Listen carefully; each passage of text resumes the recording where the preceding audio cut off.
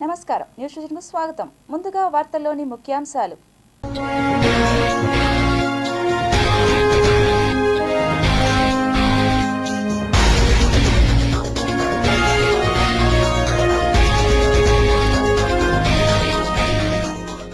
Dragon country plan దోమ సైజులో డ్రోన్ల తయారీ చూస్తే అవాక్కే.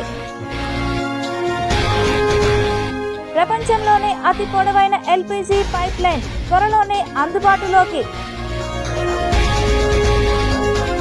సీఎం చంద్రబాబు అధ్యక్షతన ఏపీ కేబినెట్ భేటీ. అమరావతిలో మలి విడత భూసేకరణ. సీఎం కీలక నిర్ణయం. ఏపీ లిక్కర్ స్కామ్ కేసులో దర్యాప్తు ముమ్మరం. ఆ ముగ్గురి కోసం సిట్ వేట. చిత్తూరు జిల్లా వైకాపా నేతలపై స్పెషల్ ఫోకస్. తిరుపతిలో జోరుగా లింగ నిర్ధారణ పరీక్షలు. చోద్యం చూస్తున్న ఆరోగ్య శాఖ. రైతులను దగా చేసిన తోతాపూరి మామిడి పండ్లు. గుజ్జు పరిశ్రమలు ర్యాంపుల వద్ద తప్పని తిప్పలు.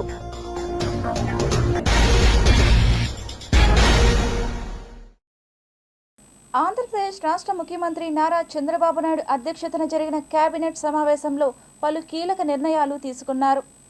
ఈ భేటీలో పలు కీలక అంశాలపై సీఎం చంద్రబాబు మంత్రిమండలితో చర్చించారు. పలు అంశాలపై చర్చించిన తర్వాత మంత్రివర్గం ఆమోదం తెలిపింది. మున్సిపల్ శాఖ ప్రతిపాదనలకు కేబినెట్ ఆమోదం తెలిపింది. రాజధాని 2వ విడత భూ సేకరణను ఆమోదించింది. రాజధానిలో మరో 44,000 ఎకరాల సేకరణకు మంత్రిమండలి నిర్ణయం తీసుకుంది. స్వర్ణాంధ్ర P4పై త్వరలో కమిటీలు ఏర్పాటు చేయడానికి ఓకే చెప్పింది. టెన్నిస్ ప్లేయర్ సాకేత్కు గ్రూప్ 1 ఉద్యోగం ఇవ్వాలని కేబినెట్ నిర్ణయం తీసుకుంది. పోలవరం బనకచెర్లపై తెలంగాణ నేతలు అందరూ మాట్లాడుతున్నారని ముఖ్యమంత్రి నారా చంద్రబాబు నాయుడు తెలిపారు. నిన్న సోమవారం తెలంగాణ కేబినెట్లో బనకచెర్లపై వాళ్ళు డిస్కస్ చేశారని అన్నారు. ఏపీ కూడా మన వాదనలు వినిపించాలని సూచించారు సీఎం చంద్రబాబు. తెలంగాణ వాళ్ళు అనుమతి లేని ప్రాజెక్టులను కూడా కడుతున్నారని సీఎం చంద్రబాబు గుర్తు చేశారు. ఇంకా చాలా ప్రాజెక్టులను వాళ్ళు కడుతున్నారని తెలిపారు. తెలంగాణ వాడుకోగా మిగిలిన నీళ్లను మాత్రమే కదా ఏపీ వాడుకునేదని సీఎం చంద్రబాబు స్పష్టం చేశారు. తెలంగాణ నేతలు బనకచెర్లపై రాజకీయం చేస్తున్నారని విమర్శించారు. వరద జలాలను మనం వాడుకుంటున్నామని, ఈ విషయాన్ని ప్రజలకు అర్థమయ్యే రీతిలో కూటమి నేతలు చెప్పాలని ఆదేశించారు. పోలవరం బనకచెర్ల ప్రాజెక్టుపై మనం దశల వారీగా ముందుకు వెళ్తామని సూచించారు. ఆ తర్వాత కేంద్ర ప్రభుత్వం ఏం చెబుతుందో దాని ఆధారంగా మనం నిర్ణయం తీసుకుందామని వివరించారు. ఈ ప్రాజెక్టులు ఎప్పుడు శంకుస్థాపన చేస్తామనేది త్వరగా నిర్ణయించాలని మంత్రి లోకేష్ అన్నారు. పోలవరం బనకచెర్ల అనుసంధాన ప్రాజెక్టుకి అవసరమైతే కేంద్ర ప్రభుత్వ జోక్యం కూడా అవసరమని సీఎం చంద్రబాబు తెలిపారు.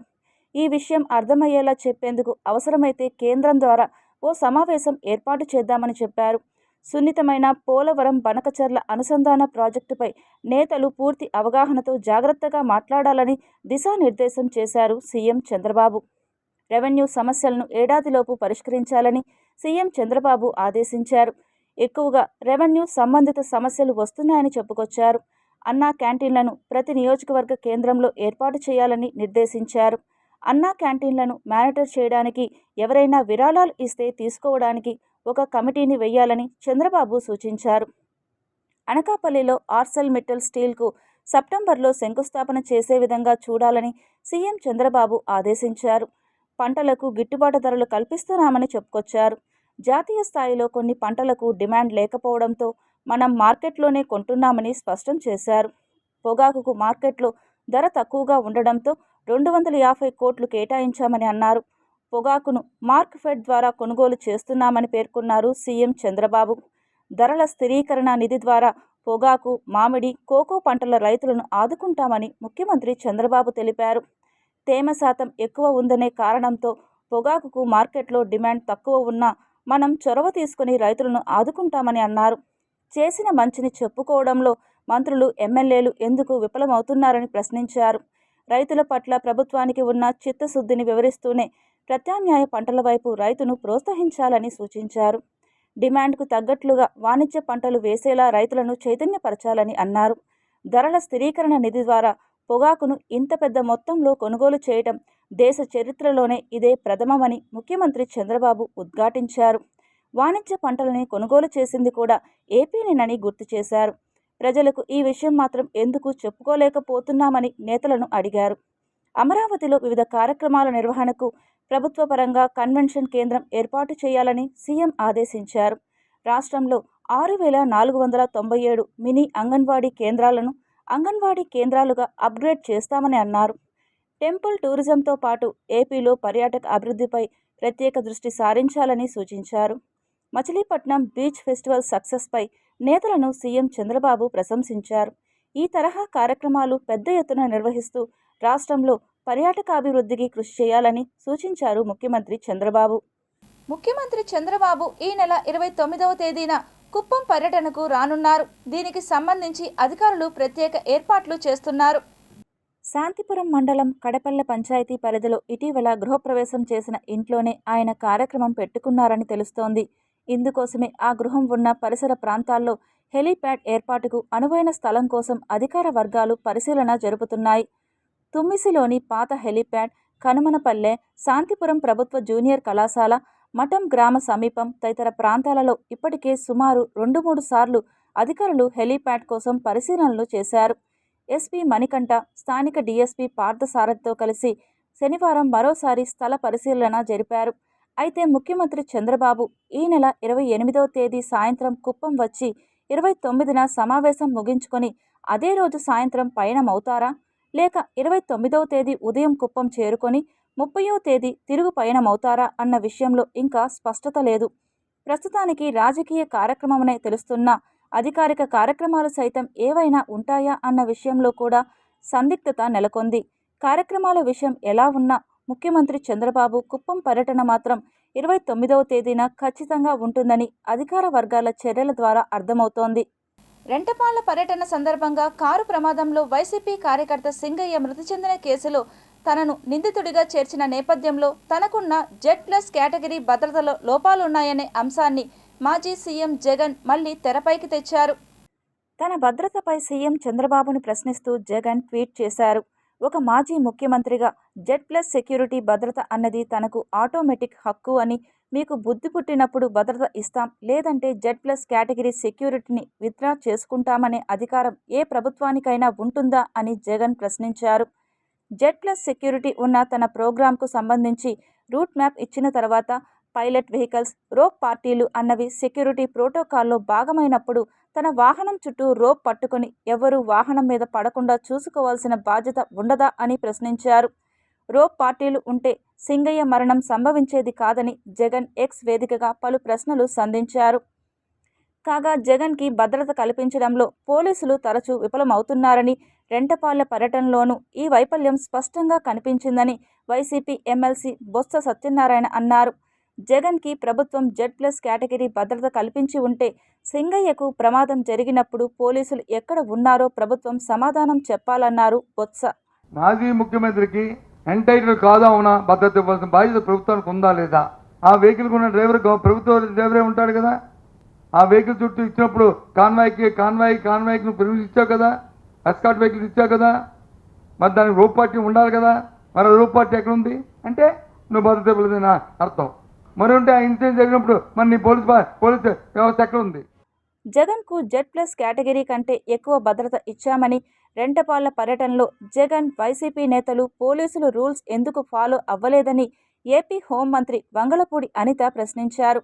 పరామర్శించడానికి వెళ్ళినప్పుడు బల ప్రదర్శన దేనికి? బల ప్రదర్శన చేస్తూ 4 గంటలు 5 గంటలు నువ్వు హైవే మీద నెమ్మదిగా నీ జనాలందరితో వెళ్తానంటే ఎంతమంది ప్రజలకు ఇబ్బంది కలుగుతుంది? ఈరోజు మాట్లాడితే పోలీసులు భద్రత ఇవ్వలేకపోయారు, పోలీసులు అంతకు మించి మాకు పరిధి మించి దాటి ఈరోజు భద్రత ఇచ్చాం. ఒక ఉన్మాదుల్లో రప్పించుకుంటున్నారు మీరు. రప్పించుకొని ఒక రోప్ పార్టీ పెట్టి అంటే 90 కిలోమీటర్లు నేను రోప్ పార్టీ పెట్టగలనా? ఊర్లోకి రాగానే అతను దిగితే రోప్ పార్టీ పెట్టగలరు ఎవరైనా? ఆయన దిగిన తర్వాత నడుచుకుంటూ వెళ్తే రోప్ పార్టీ పెట్టగలరు. నువ్వు వెహికల్తో వెళ్తుంటాను, హైవే మీద వెళ్తుంటాను, 90 కిలోమీటర్ల మీద వెళ్తుంటాను అంటే రోప్ పార్టీ పెట్టమంటే ఎలా అవుతుంది? మొత్తానికి తన భద్రతపై జగన్ నోట మళ్ళీ Z+ కేటగిరీ మాట రావడం, దానికి టీడీపీ స్ట్రాంగ్ కౌంటర్ ఇవ్వడం ఆసక్తికరంగా మారింది. మా జనసేనాని కాన్వాయ్ చుట్టూ జన సైనికులు ఉంటూ ఎవరికి ఏ ప్రమాదం జరగకుండా కాపాడుతున్నారని, మాజీ సీఎం స్థాయిలో ఉండి జగన్ కాన్వాయ్ కింద అమాయకులు బలైపోతుంటే అత్యవసరంగా హాస్పిటల్కు తరలించకపోగా పట్టించుకోకుండా పక్కకు తోసేసి వెళ్లే జగన్మోహన్ రెడ్డికి శవ రాజకీయాలు చేయడం అలవాటే అని తిరుపతి ఎమ్మెల్యే ఆరణి శ్రీనివాసులు వ్యాఖ్యానించారు. బాధ్యత లేకుండా వ్యవహరిస్తున్న బాధ్యత అతనికే నిరూపించుకున్నాడు మరొకసారి అనేసి కూడా ఈ సందర్భంగా తెలియజేస్తుంది. ఒక పొదిలిలో వైసీపీ కార్యకర్తలు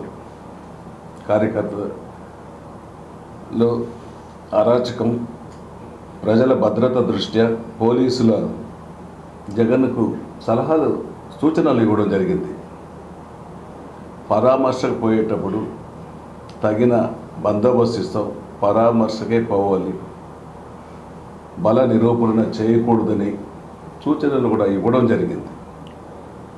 పోలీసు సూచనలను లెక్క చేయకుండా ఇటువంటి దురాఘాతానికి పాల్పడటం జగన్ మానవత ఔన్నత్యానికి సంబంధించి అతను ఎలా 5 సంవత్సరాలు ముఖ్యమంత్రిగా చేశాడు, ఎలా ఒక పార్టీని నడిపిస్తున్నాడు, ఇవన్నిటి కూడా ప్రజలు చూస్తున్నారు.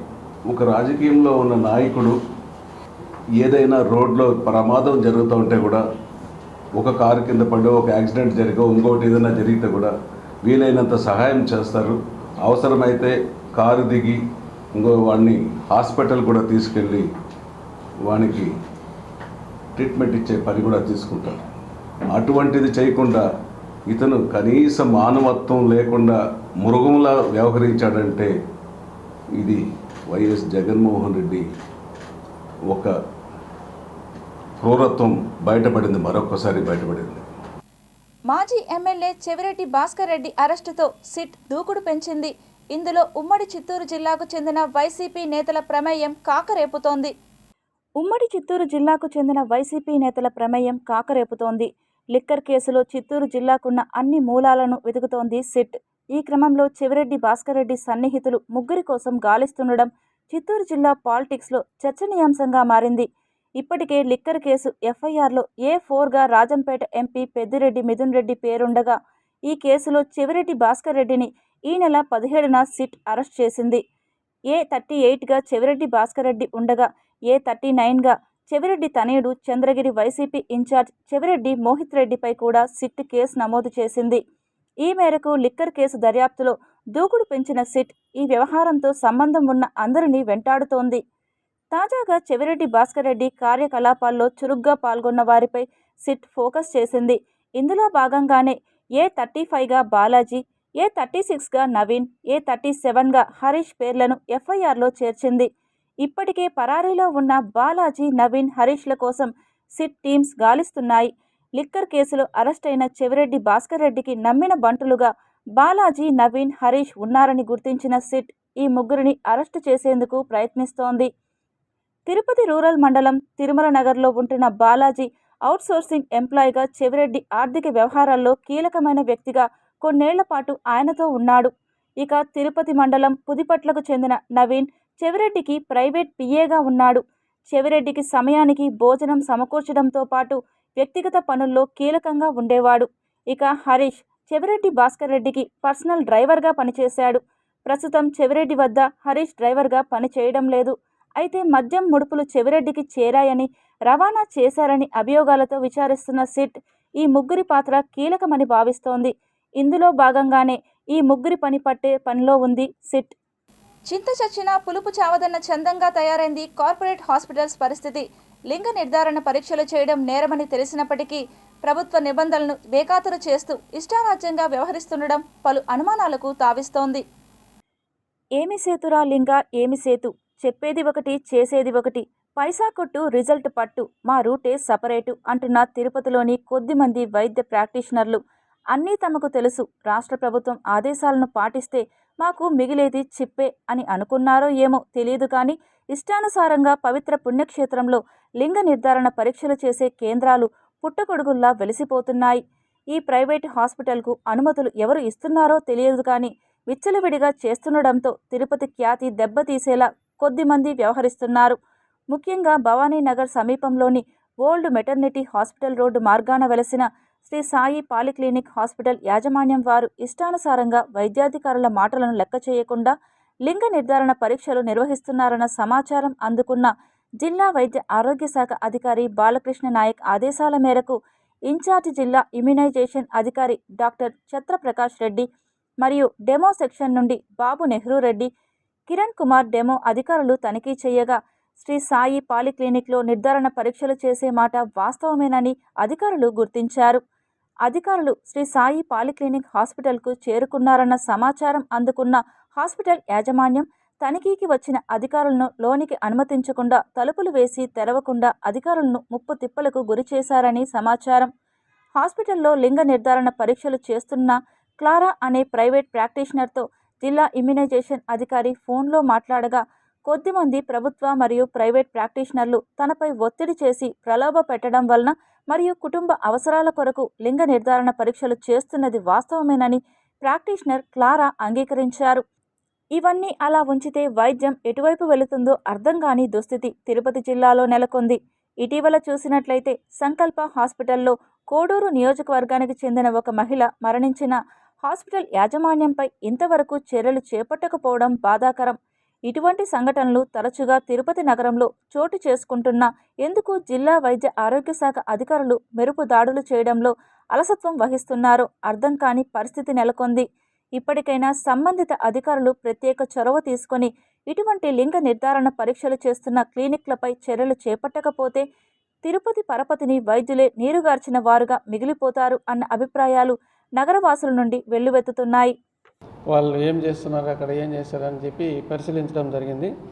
దాంట్లో వాళ్ళు ఈ త్యాగరాజ నగర్లో హోమ్ స్టేలో వచ్చి స్కానింగ్ చేస్తున్నట్టు కనుక్కున్నారు. దానికి అదే ఎర్లీ మార్నింగ్ నుంచి 5 గంటల నుంచి చేస్తున్నారని మా దృష్టికి తీసుకొచ్చారు.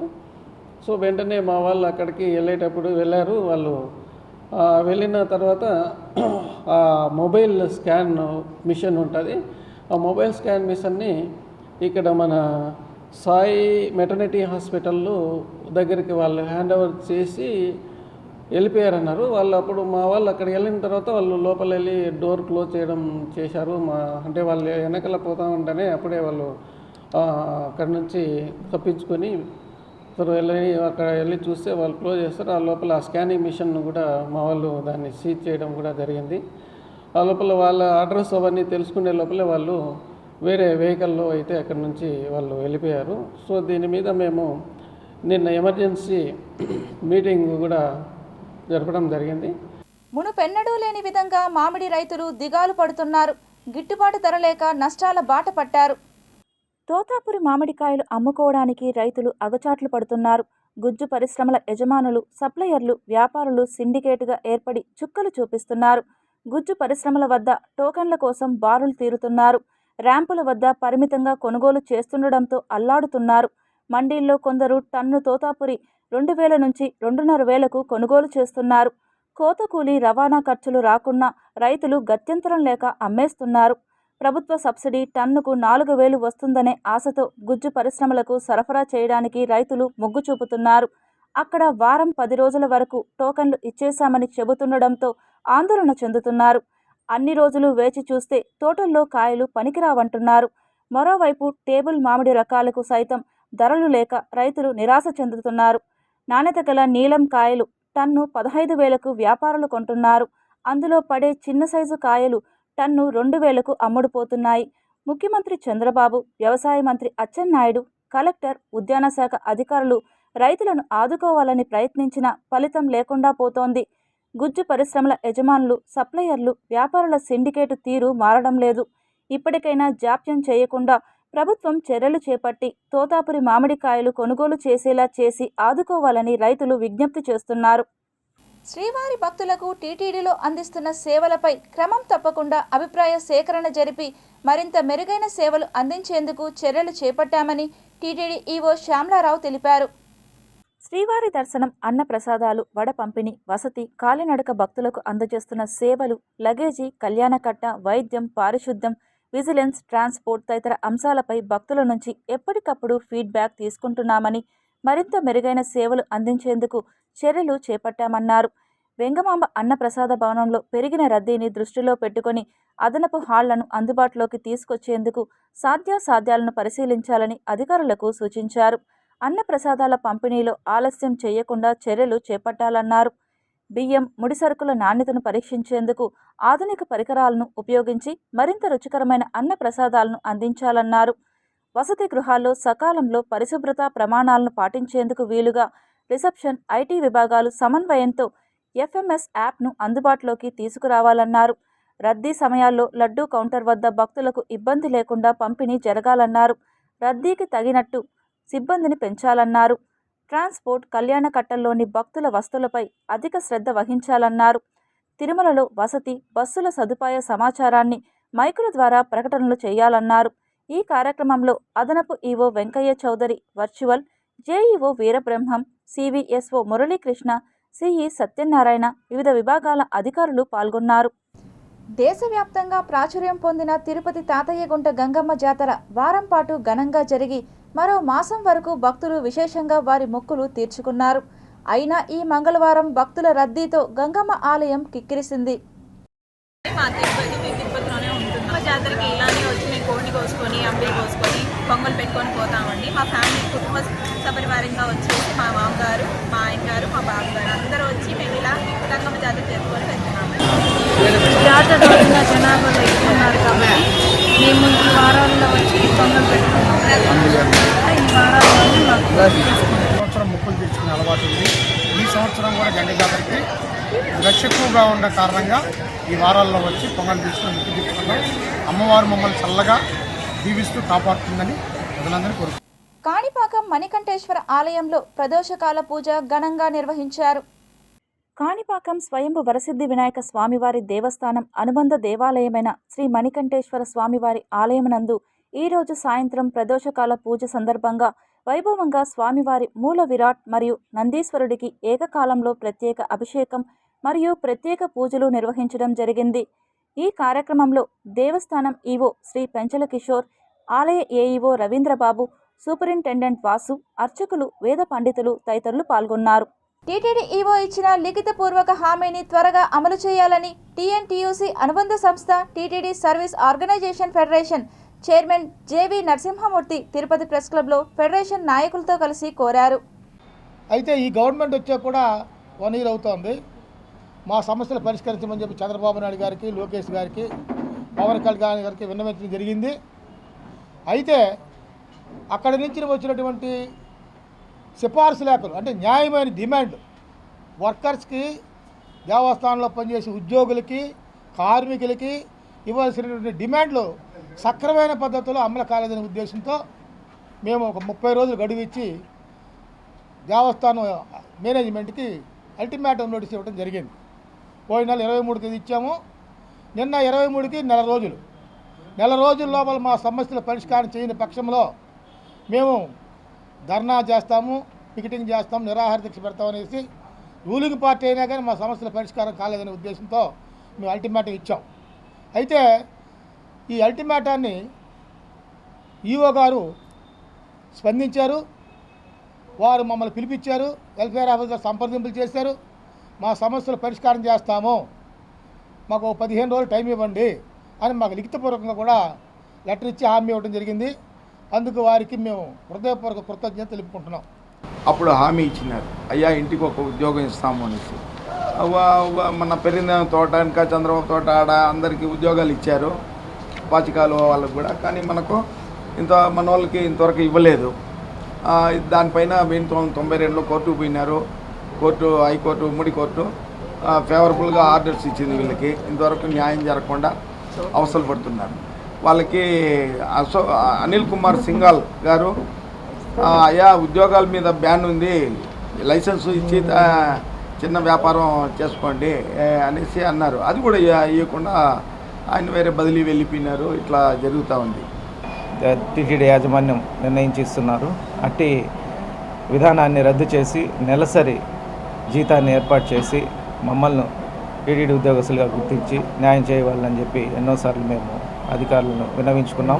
అయితే పట్టించుకున్న తరుణంలో మన నారా లోకేష్ గారి మంత్రివర్యులు అయితేనేమి, సీఎం చంద్రబాబు నాయుడు గారి దృష్టికి కూడా తీసుకెళ్ళడం జరిగింది. వారు అనుకూలంగా స్పందించి మా సమస్యను పరిష్కారం చేయమని, మీ యొక్క పరిధిలో వీళ్లకు పనులన్నీ చేయవలసిందిగా అక్కడి నుంచి ఉత్తర్వులు పంపించున్నారు. ఉర్దూ విద్యను అభ్యసించడం ద్వారా రాష్ట్రంలో అనేక ఉపాధి అవకాశాలు రాష్ట్రంలో మెండుగా ఉన్నాయని ప్రభుత్వ కాజీ సయ్యద్ షఫీ అహ్మద్ కాదరీ పేర్కొన్నారు. ముస్లిం పిల్లలు 10వ తరగతిలో ఉత్తీర్ణులైన విద్యార్థులకు ఉర్దూ ఉచిత కోర్సును అందించడం జరుగుతుందన్నారు. రాష్ట్రంలో 2వ అధికార భాషగా ఉర్దూ భాష రాణిస్తుందని, ముస్లిం పిల్లలు విద్యలో రాణించేందుకు ద్వితీయ భాష అయిన ఉర్దూ లాంగ్వేజ్ ఎంచుకునే పిల్లలకు ఉచితంగా శిక్షణ అందించడం జరుగుతుందని, అందుకు అవసరమైన పుస్తకాలు, మెటీరియల్స్ వంటి సదుపాయాలను పిల్లలకు అందజేస్తున్నామన్నారు.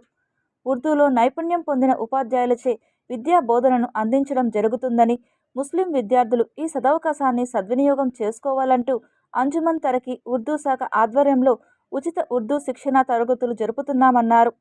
ఇంటర్మీడియట్ పరీక్షా ఫలితాలలో ఉర్దూలో ఉత్తీర్ణత రాణించగలిగితే పై చదువులకు వెళ్లేటువంటి విద్యార్థులకు అనేక అవకాశాలు ఉన్నాయని తెలిపారు. పూర్తి విశ్వాసం చదువు చెప్పేవారి పైన కానీ మెటీరియల్ ఇస్తూ అందరినీ కూడా మనము ఉర్దూ భాష గురించి చెప్తూ వాళ్ళని మంచి మార్కులతో పాస్ చేయించాము.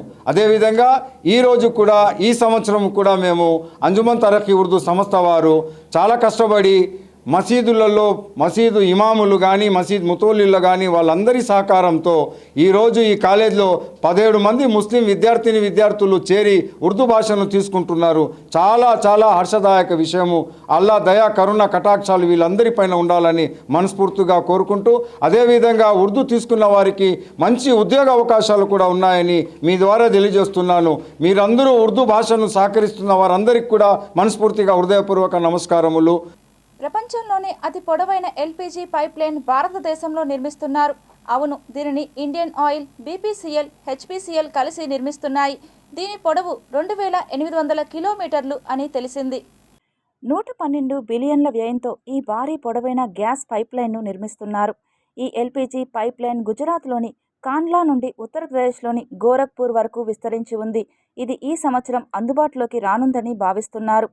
ఇందులో ఇండియన్ ఆయిల్ 50% వాటాను కలిగి ఉండగా బీపీసీఎల్, హెచ్పీసీఎల్ 25% వాటాను కలిగి ఉన్నాయి.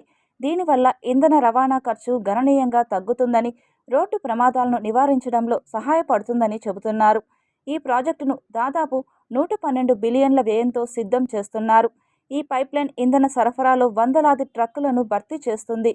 అందిన సమాచారం ప్రకారం ఉత్తరప్రదేశ్లోని 18 జిల్లాలు ప్రపంచంలోనే అతి పొడవైన ఎల్పీజీ పైప్లైన్ పథకం ద్వారా ప్రత్యక్షంగా ప్రయోజనం పొందుతున్నాయి.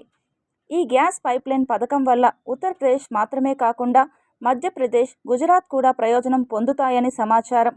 ఈ ప్రాజెక్టులో కొంత భాగం ఇప్పటికే ప్రారంభమైంది. ఈ నెట్వర్క్ ఏటా 8.3 మిలియన్ టన్నుల ఎల్పీజీని రవాణా చేయగలదు. 8.3 మిలియన్ల ఎల్పీజీ అంటే భారతదేశ మొత్తం డిమాండ్లో దాదాపు 25% ఈ పైప్లైన్ ద్వారా సరఫరా చేయబడుతుంది.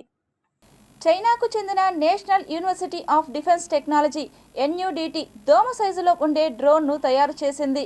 ఇది గూఢచర్యం, సున్నితమైన వాతావరణాల్లో నిఘా పెట్టేందుకు సహాయపడనుంది.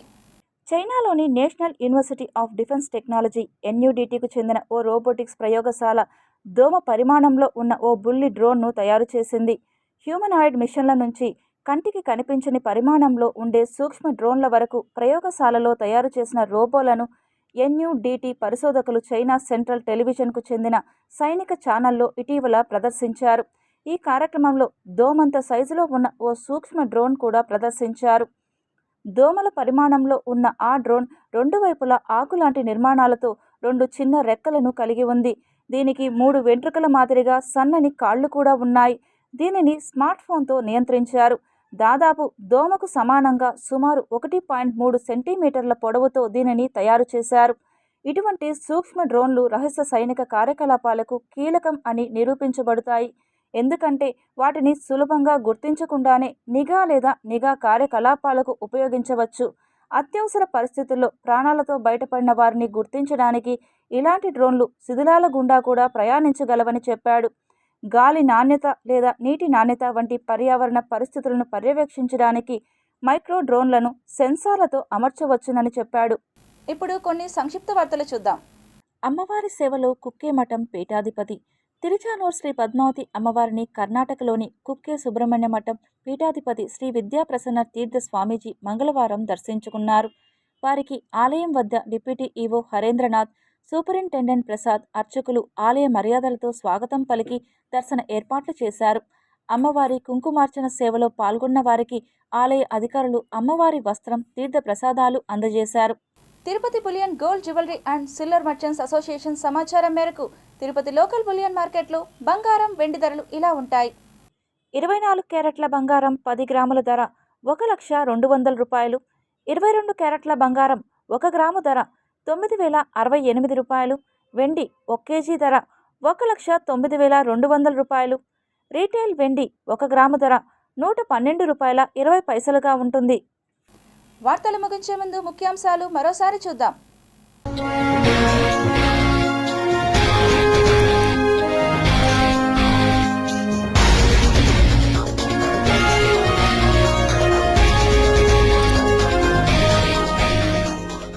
డ్రాగన్ కంట్రీ ప్లాన్, దోమ సైజులో డ్రోన్ల తయారీ చూస్తే అవాక్కే.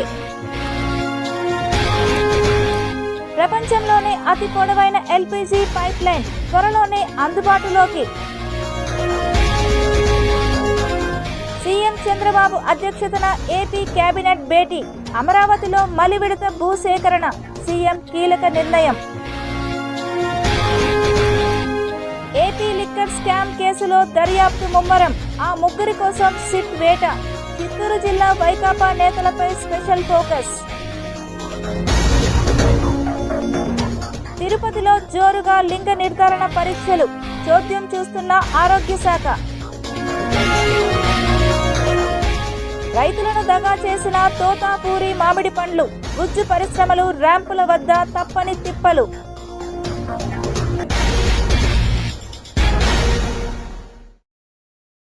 ఈ వార్తలు ఇంతటితో సమాప్తం. సమగ్ర సమాచారంతో నెక్స్ట్ విషయంలో మళ్ళీ కలుద్దాం. అంతవరకు సెలవు, నమస్కారం.